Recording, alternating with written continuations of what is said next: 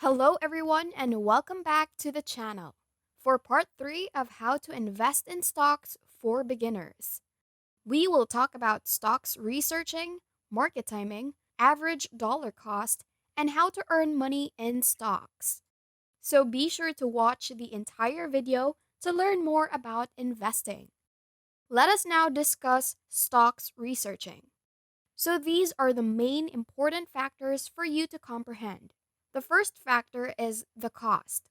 This is the price shown on all of these sites, and it represents the cost of buying one share of the specific shares. I will assume that this does require context since you need to understand how many shares are available in total. Even though one share of one company is $55 and another is $120, does not suggest that the $55 stock is discounted or a better deal.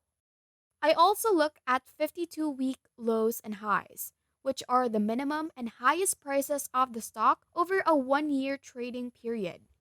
This essentially helps you to comprehend the history and movement of the stock's price. You also have trading volume, which is the number of shares exchanged in a certain period. High volume indicates that many individuals are trading it right now. And what you need to do is match it with the price trend. So, if the price is rising and a large number of individuals are trading, there is upward momentum. If there is a lot of trade and the stock price is actually falling, this indicates that there is downward momentum. There's also market cap, which we briefly discussed before, as well as small, mid, and high size corporations. You also have the beta, which is the company's volatility in proportion to the general market. If the beta is less than 1, the stock is less volatile on average. If the beta is greater than 1, the stock is more volatile. And then there's the PE ratio, in which the price per share is divided by yearly profits per share, or total earnings divided by the total number of shares outstanding. As a result, you can observe how large or little the stock price is in comparison to the company's earnings or profits. Let's discuss the PE ratio a little bit further, since it's a very essential financial term that you should be aware of. The PE ratio helps you to evaluate firms based on pricing versus how much money the company really makes. Then, let's suppose you had a company with $200,000 in earnings last year and a market cap of $1 million. Thus, to calculate the PE ratio, we'll take the $1 million market cap and divide it by $200,000 earnings, giving us a PE ratio of 5. Let's assume another company had earnings of $150,000 last year, and their market cap is currently $1.5 million. To compute the PE ratio for this company, we'll take 1.5 million divided by 150,000, which gives us a PE ratio of 10. As you can see, we now have two alternative PE ratios, one for each of the companies, which will allow us to analyze them. In this scenario, the first company is a better offer since it has a lower PE ratio. This is likely one of the most significant computations you may perform or comprehend, so memorize it and grasp what it implies. Following that is the PEG ratio, which is the price per earnings to growth ratio. To determine this, just take the PE ratio. So take what we just determined and divide it by the growth in profits per share over a specified time period. I know it seems confusing, but this effectively allows you to evaluate a stock while accounting for predicted profits growth. As a result, it is a more standard method of comparing businesses with varying growth expectations. The PE ratio isn't always the best way to measure a stock's actual worth, and in my opinion, the PEG ratio is frequently a preferable guide. As a result, the smaller the PEG ratio, the better. If the PEG ratio is less than 1, the company may be cheap, especially when compared to predicted profits growth. And if it is greater than 1, the stock may be overpriced. Let's look at the example of a PEG ratio since I know it might be complicated. So, for example, suppose firm 1 has a share price of $8. Earnings per share this year are $1, and earnings per share a year ago were 70 cents. We first compute the PE ratio, which is 8 divided by 1, giving us a PE ratio of 8. Next, we'll compute the earnings growth rates, which will be 1 divided by 70 cents, or 0.70. The 1 represents earnings per share this year, while the zero point 0.7 represents earnings per share a year ago. You can achieve it by subtracting 1 from that, which gives us 43%. You'll take 8 and divide it by 43 to get 0.186. Assume that the share price of Company 2 is $15. This year's earnings per share are $1.5, while last year's earnings per share were 85 cents. So, first, we compute the PE ratio, which is 15 divided by 1.5, which equals 10. And then we calculate the earnings growth rate, which is 1.5 divided by 0.85 minus 1 equals 76%. We're now going to take a PE ratio of 15 and divide it by 76 to get 0.197. Therefore, in this situation, the first firm had a lower PE ratio. But if you look at the PEG ratio, Company 2 has a higher earnings growth rate. Company 1 really has a lower PEG ratio. So some people will believe that Company 2 is a better investment than Company 1. Next, the dividend yield is the amount of money a company gives out in dividends every year in proportion to its stock price. You compute this by taking the yearly dividends per share and dividing them by the current share price, and the resulting yield is presented in a percentage. So while investors generally prefer to be paid higher dividends, a higher yield might indicate that the company is not properly reinvesting its cash or that the company's share price is dropping, resulting in a higher dividend yield dependent on how it's computed. So if you have a corporation with a share price of $80 and they pay out $3 in dividends per year, you divide 3 by 80 to get approximately 0.0375, which is 3.75%. In this situation, your dividend yield will be a 3.75% since they pay out 3.75% of the stock price in dividends to shareholders annually. When companies give out too many dividends, they have less income to spend in their own business. Therefore, a lot of these companies with high dividend yields don't expand as much as other companies. So that is absolutely something to consider. A high dividend yield does not always mean that the company is a good purchase. Next, we have a price-to-book ratio, which is computed by dividing the stock price by the book value per share. Essentially, this will tell us the market cap of a company, which is normally larger than its book value. And the book value is determined by a company's net assets, which are its assets minus debt. Anything less than 1 in your PB ratio is considered favorable, while anything greater than 1 is considered overpriced. But in today's market, this is not particularly realistic. A price-to-book ratio of less than 3 is regarded as good, while anything over than 3 is considered overpriced. Moving on, profit margin is your profit per dollar of revenue stated as a percentage.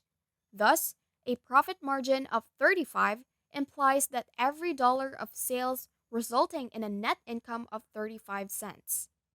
The higher the number, obviously, the better, and that is typically used to gauge a company's financial condition.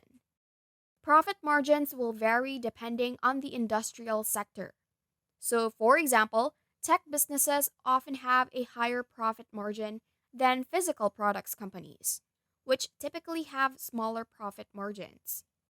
The next indicator is return on equity, or ROE, which can alternatively be expressed as return on net assets. The ROE assesses the financial performance of a company, especially how effectively a company earns profits, and it is calculated by taking net income and dividing it by shareholders' equity. In general, anywhere above 15% is regarded as acceptable. However, this will vary according to the industrial area. Now, the current ratio is computed by taking your current assets divided by the current liabilities. The current ratio essentially evaluates a company's short-term liquidity. It's difficult to measure and standardize out all over various industry sectors, but I prefer to see it above 1 simply because it doesn't mean that there are more current assets than current liabilities.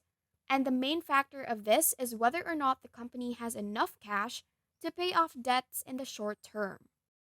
I'll assume that if the current ratio is too high, it may also mean that they're not using their resources effectively. So I believe it needs to be a good balance.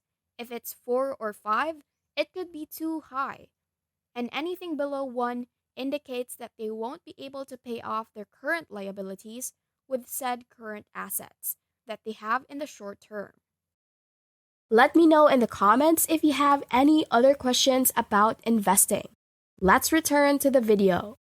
So now I'll walk you through a stock on Yahoo Finance. It's one of the sites I prefer for stock analysis. You may also do this on eToro or Webull. Now, the current market price of Google is $120.62. Looking at the 52-week range, the lowest price in the last year was $102.21, and the maximum price in the previous year was $152.10. The trading volume is going to be 7 million over here, and the market value is $1.568 trillion, indicating that Google is a significant firm. The beta is 1.08, indicating that it is slightly more volatile here. The PE ratio is 21.89, while earnings per share are 5.51. It will also provide you with the upcoming earnings date together with the current dividend yield. However, they do not currently have this data. The price-to-book ratio is 6.26, and the 5-year projected PEG ratio is 1.75, as seen in the valuation metrics. It will provide you a profit margin of 25.89% and a return on equity of 29.22%. They'll provide you all of their income details, such as revenue, as well as the total cash they have and the current ratio of 2.81. I also like to check at the Analyst recommendations. You can see it's rated as a 1.5, which means it's a buy. And you can also check at the Analyst price goals. Right now, the average Analyst price target is $148.95, which enables you to compare it to the present price of $120.86. As a result, the average price target is substantially higher, indicating that analysts believe Google's stock price might rise. However, these are simply analysts, and they are not always correct. It's simply one of many factors you should think about before selecting whether or not to buy shares. So let's discuss market timing and if you should do it. To begin, what is the meaning of market timing? Simply, market timing implies aiming to forecast stock market gains and falls and utilizing those predictions to affect your buying and selling habits. So traditionally, it has been preferable to invest after a market drop than to try to time a market high. Stocks and the market in general return based on history. And as of now, depending on when you are seeing this video, I know that a number of stocks have corrected in the previous few months. So if you take it from a long-term perspective, right now is a wonderful opportunity to purchase stocks. One thing you should avoid doing is selling during minor crashes. This is known as panic selling, and you should rather concentrate on the long term. Hold your stocks for about as long as you possibly can. The longer you hold your stocks, the safer your investment gets. So the safe solution is don't time the market. Don't wait till you think stocks are at their all-time low and then sell just when you feel stocks have reached an all-time high. Instead, invest as much time as possible in the market. Now, the point why attempting to time the market is so difficult and why practically nobody can do it is because you have to be correct twice. You have to estimate the top of the market to sell and the bottom of the market to reinvest. Obviously, this is exceedingly difficult, and I'll state that the market moves in an unusual manner, with most gains and losses occurring very quickly. So if you try to time the markets, you will almost certainly miss such days. And data suggests that if you miss these high gain days, your total stock market returns would be quite low. That is why you need to simply spend more time in the market in order to increase your chances of achieving those huge earning days. Rather than time the market, you want to dollar cost average, which is when you progressively invest in a company or stocks over time rather than all at once. This allows you to regulate your average price and protect yourself from volatile price swings. This is an excellent tool for new investors who wish to restrict their risk exposure in the event of a crash. So instead of spending all your money in the market at once, you should divide it into smaller parts, let's say weekly, bi-monthly, or monthly. I will agree that typically, because the market swings up, it should be preferable to purchase everything at once. But it is a little more risky because if it crashes after you spend all your money, clearly that is not good. Dollar cost averaging may be an excellent technique in unpredictable markets. This is how I recommend most of you to invest. Just keep putting money into the markets, regardless of whether there is a recession or a bull market. Dollar cost averaging is essentially the reverse of attempting to time the market, which is why I highly encourage it. Let us now compare appreciation to dividends. So there are two methods in which your stocks might make you money. So with appreciation, you profit when the share price rises, owing to both company performance and market sentiment. So if you purchase stock at $18 and it rises to $21, you sell it for a $3 profit. As a result of the appreciation, you've made $3. Now, I will agree that appreciation is not guaranteed.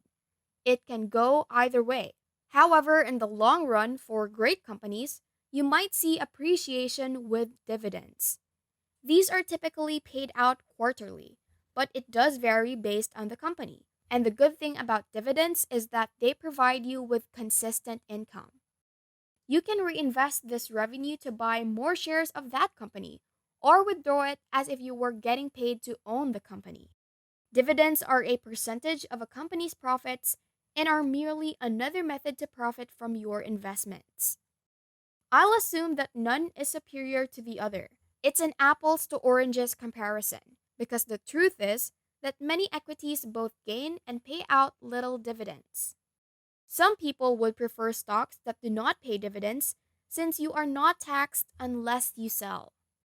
Dividends are considered income and must be taxed, but equities that just appreciate and do not pay dividends do not have any taxable events till the stock is sold. It's worth noting that most tech stocks do not pay dividends and rely primarily on appreciation. If you're looking to invest, I recommend just diversifying by purchasing a variety of stocks which appreciate as well as those that pay dividends. Dividend shares often perform somewhat better when the market is volatile, but stocks that appreciate much do considerably better during bull runs. So that's it for this video. See you in the next part. Hope you have learned something from this video. What are your thoughts? Comment down below. If you enjoyed this video, Make sure to click the like button, and also don't forget to subscribe to the channel and hit the notification bell for you to be updated on our latest videos. See you in the next video. Thanks for watching. Want to learn more and be more financially literate? Click on the next videos we have in our channel, showing on the screen right now.